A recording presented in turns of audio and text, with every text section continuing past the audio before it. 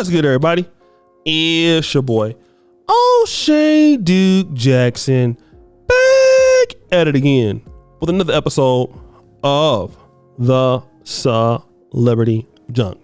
So guys, there is a story trending with a young lady with a screen name on TikTok by the name of Andrea Noel 0. Now, this is, from what I believe, an African-American woman, maybe somebody that was born here in America. But recently, she was heartbroken. And the reason why she's heartbroken because, her fiance dumped her. And, like I said, to be getting ready to get married to a man and then for him to call it off must be very devastating. But, she had to get some get back, family. She went on to TikTok to pretty much discuss all of the issues that this particular man was having. What I want to do right now is play that particular clip, and then we'll come back to deal with this. So, my fiance dumped me and called off our wedding. Honestly, I'm on the other side of that now. It needed to happen. Keep it a buck with you. But I have been crying a lot. So, to stop myself from doing that and make myself feel a little bit better, I decided to make an ick list. And I wanted to share it with you guys because this is the beginning of my unhinged era. I think when your engagement gets called off, it's the only time that you get to act crazy and nobody can really bother you about it. But I want to share that list. Y'all will not believe this. This, if anything, you should say Andy, ick to you for dealing with this shit. Slept in the bed with his sister until he was 22 years old. Ask anyone. I swear to God. No money. Bank account negative every 2 weeks. His mom is constantly hey, do you need anything? Do you need anything? You want to get a job maybe? Not important. Always crying every single day. 5 days a week. Which is not every single day, but that's a lot. Sex dreams about his sister. Right? Andy, what? Okay, continue. Can't do anything without his parents. And I mean anything. I gotta print out this piece of paper. Better call up mom. Can't figure out how to press submit without somebody doing it for me. I mean, literally. Okay, anyway. Had no job or place to live when we started dating. And that should have been my main thing. The Bible even says a man needs a job and a place to stay before he's supposed to have a woman. That ain't necessarily true, but that's what they say, Adam had that. Continue. Kept leaving jobs, y'all. In the 10 months we were engaged, this man worked 5 places. I'm not kidding. Left me to struggle while he played Fortnite. He would be home playing Fortnite with his cousins, and I would come home crying about the fact that I just felt like I didn't have the life that I had thought for myself and whatnot. And he would just be do you mind if I put my headphones back on?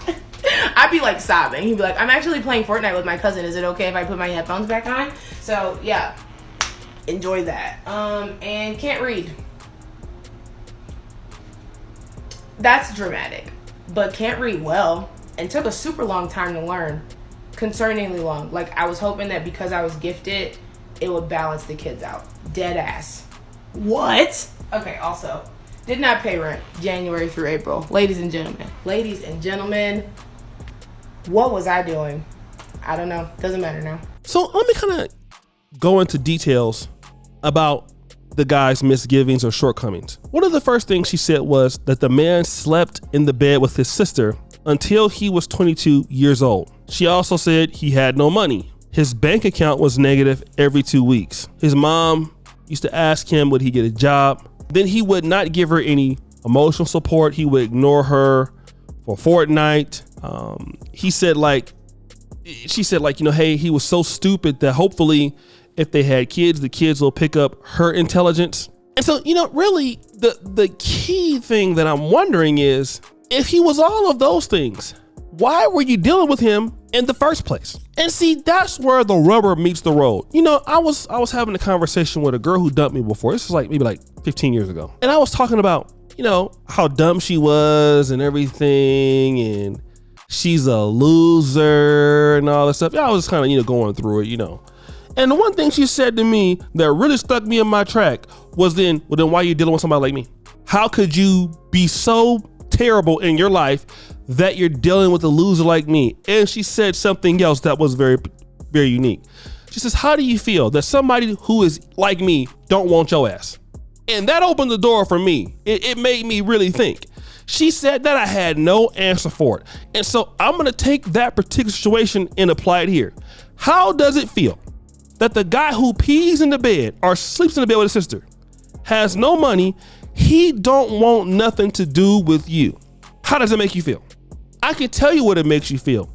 It makes you feel really bad because who is he to break up with you? He should feel lucky dealing with you, right? And their answer is no.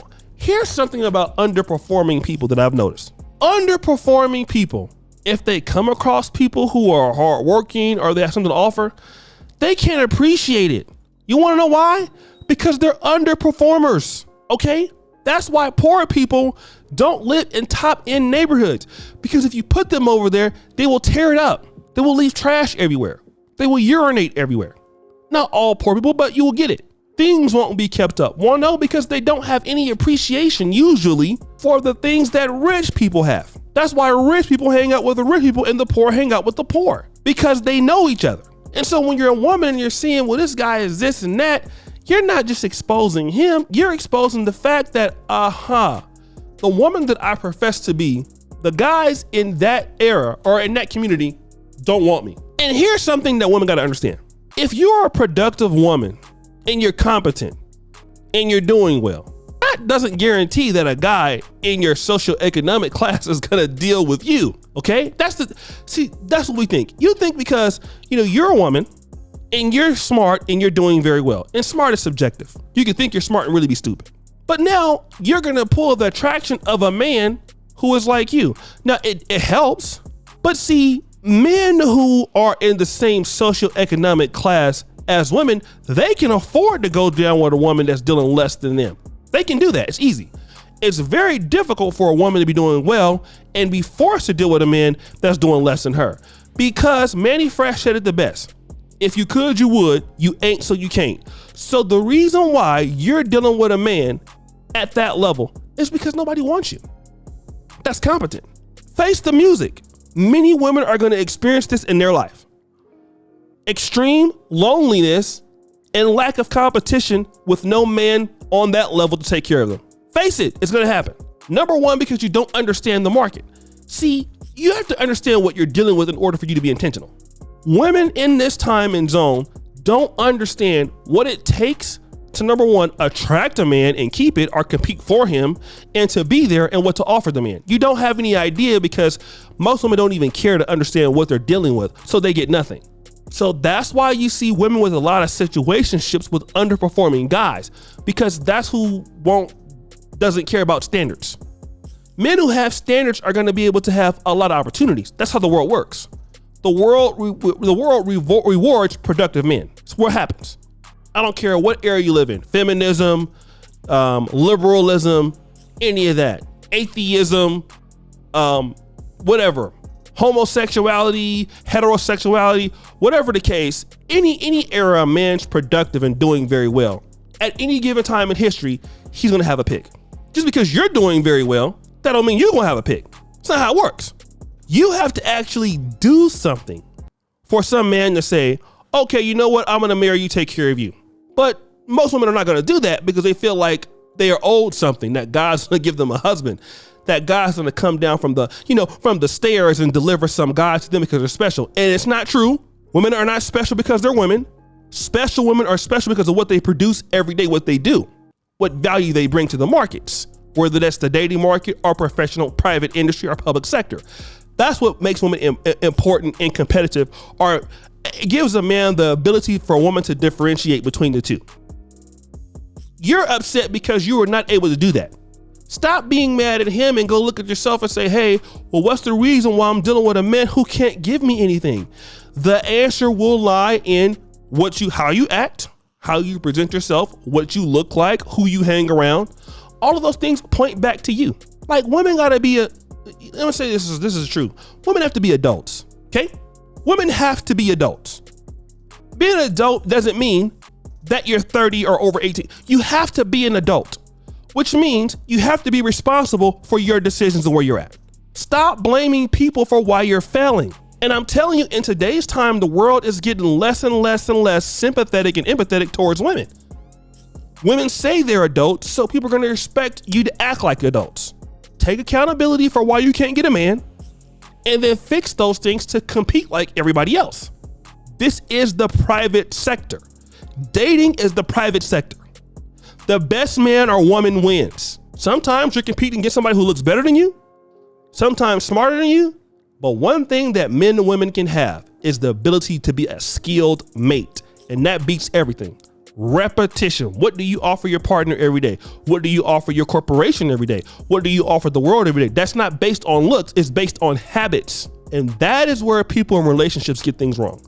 You can't keep friends, you can't keep business partners, you can't keep anybody because you have no value at all. That is your problem. It is not anybody else's. But guys, what do you think?